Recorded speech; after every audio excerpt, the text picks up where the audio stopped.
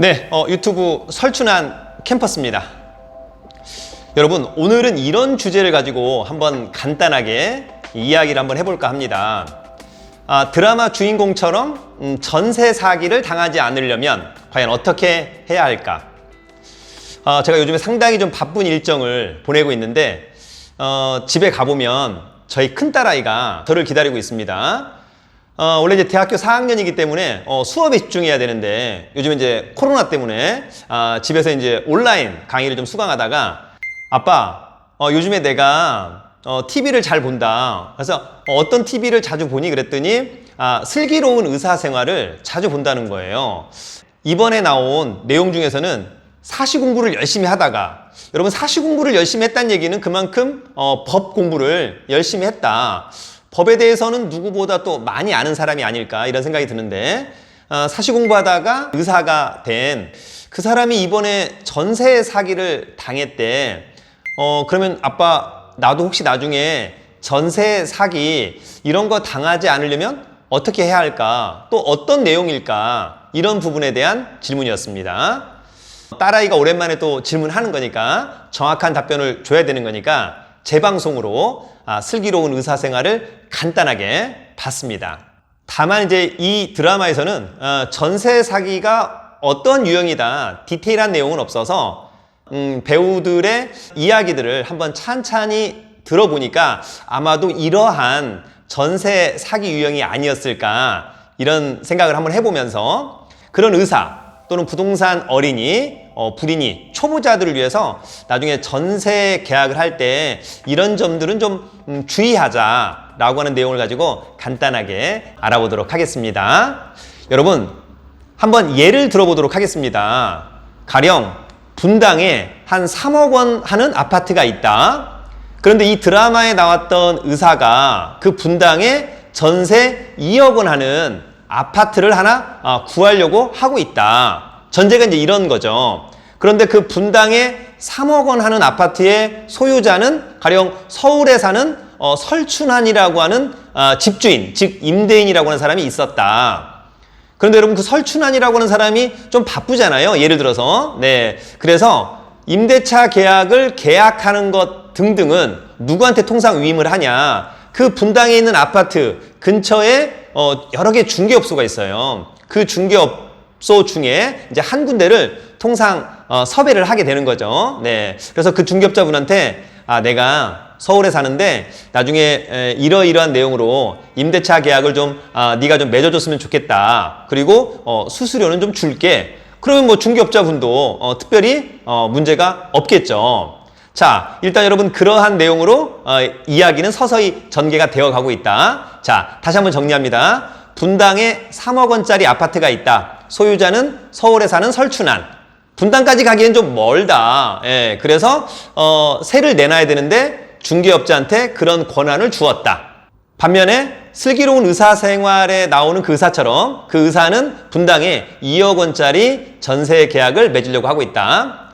다만 서울에 사는 설춘환이라고 하는 임대인은 중개업자한테 여기 아파트에 전세 놓지 말고 나는 월세를 놔줘라. 보증금 2천만 원 정도에 월세 80만 원 정도. 그러면 내가 이를테면 매달 80만 원 받아서 좀 용돈도 쓰고 딸아이들 용돈도 좀 주고 이렇게 하고 싶다. 네, 정확한 코멘트를 해준 거죠. 네, 자, 중간에 있는 중개업자는 알고 있는 거죠.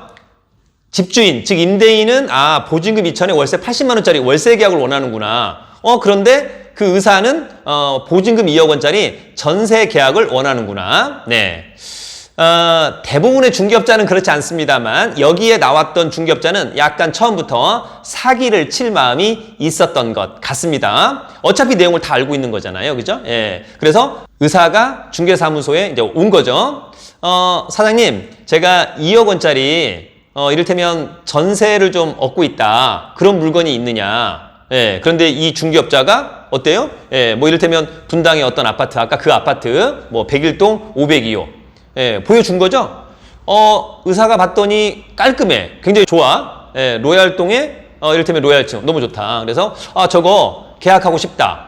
그랬더니 어때요, 여러분? 예, 중개업자가 계약하자. 그러나 이제 임대인이 서울에 있다 보니까 이런 전세 계약을 나한테 권한을 주었다. 나를 믿고 하면 된다라고 하는 그런 이야기를 하고 있는 거죠. 그래서 임대차 계약을 맺은 거죠. 임대인은 설춘한, 대리인은 중개업자, 임차인 그 의사가 와서 전세 계약 2억 원짜리 임대차 계약을 맺었다. 물론 계약금 주고 잔금 주고 이런 것들을 싹 일단 제껴두고 어쨌거나 나중에 마지막에 잔금 2억 원 주고 중개업자가 임대인을 대리해서 키를 넘겨줬습니다. 그래서 여러분 어때요? 그 아파트에는 현재 누가 살고 있어? 의사가 전세 보증금 2억 원에 살고 있습니다. 그 의사는 전혀 문제가 없는 것으로 살고 있는 거죠. 자, 중간에서 이 모든 업무를 했던 중개업자, 이 중개업자는 어떻게 합니까? 처음부터 사기칠 마음이었으니까 가짜 월세 계약서를 작성하는 거예요. 임대인 설춘한, 대리인 중개업자, 임차인 그 의사. 그래서 보증금 2천에 월세 80만 원짜리 월세 계약서를 가짜로 작성하는 거죠. 그리고 그걸 갖다가 팩스로 보내주는 거죠. 임대인한테. 그래서 나 보증금 2천에 월세 80만 원짜리 월세 계약 맺었다. 그래서 월세 계약서 보내주고 보증금 2천만 원을 이를테면 임대인의 통장으로 송금해 주는 거죠. 그러면 서울에 있는 저 임대인 설춘한 이 사람이 보증금 2천에 월세 80만 원 월세 계약을 맺었구나. 일도 잘하는구나. 멋지구나. 그리고 어때요, 여러분? 수수료를 다시 중개업자한테 보내주겠죠. 그죠? 그래서 보내주었습니다.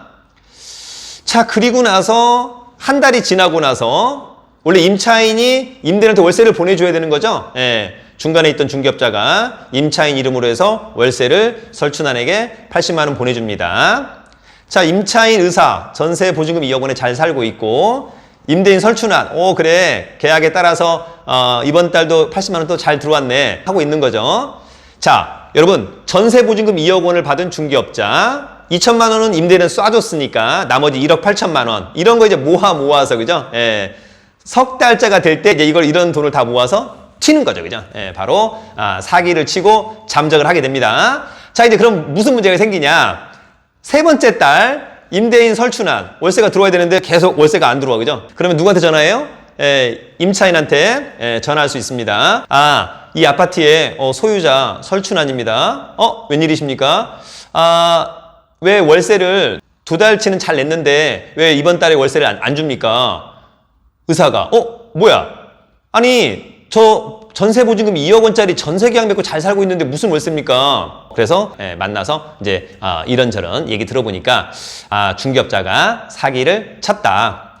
아무튼 임차인은 아쉽게도 권한이 없는 그러한 임대차 계약을 맺었다. 네. 그리고 임대인이 임차인한테 어때요, 여러분?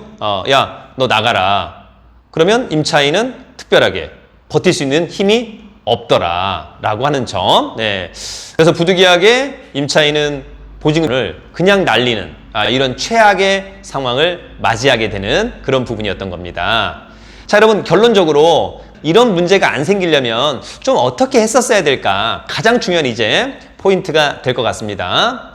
여러분 임대인 입장에서는 위임장을 정확히 써줘야 될 것 같고 위임장의 내용에 이것을 전세계약 또는 월세계약 디테일한 계약의 내용을 좀 적었어야 한다라고 하는 점. 이랬더라고 한다면 특별히 임대인으로서도 특별히 좀 불편한 부분은 없지 않았을까라고 하는 점이 있었고요. 다만 임차인이 이럴 때는 조금 더 신중에 신중을 기했어야 된다. 그래서 자, 기본적으로는 어떻습니까? 중개업자분한테 정확하게 위임장, 위임의 내용, 그 다음에 인감증명서 받았어야 될 것 같고요. 가장 중요한 것은 전세 보증금을 반드시 임대인의 통장으로 송금했었어야 된다. 그러면 이런 최악의 경우는 면할 수 있지 않았을까라고 하는 점. 그 다음에 여러분 임차인은 최종적으로 잔금을 줄 때는 임대인과 연락해서 계약의 내용을 다시 한번 확인. 최종적으로 계약에 참여할 수 있도록 요청하는 이런 부분들이 상당히 필요했던 그런 사건이 아니었나 이런 생각이 듭니다. 임차인에게는 전세보증금은 전 재산과 다름없다. 돈을 버는 것도 중요하지만 돈을 잃지 않는 거 여러분 너무너무 중요하다라고 하는 점. 자, 이번에 저희 큰딸아이가 저에게 물어봤던 드라마 주인공처럼 전세 사기 당하지 않으려면 아까와 같은 그러한 중요한 포인트만 잘 체크만 했다 하더라도 문제가 없지 않았을까 이런 생각이 듭니다. 오늘은 여러분 여기까지. 여러분 늘 건강하세요. 화이팅!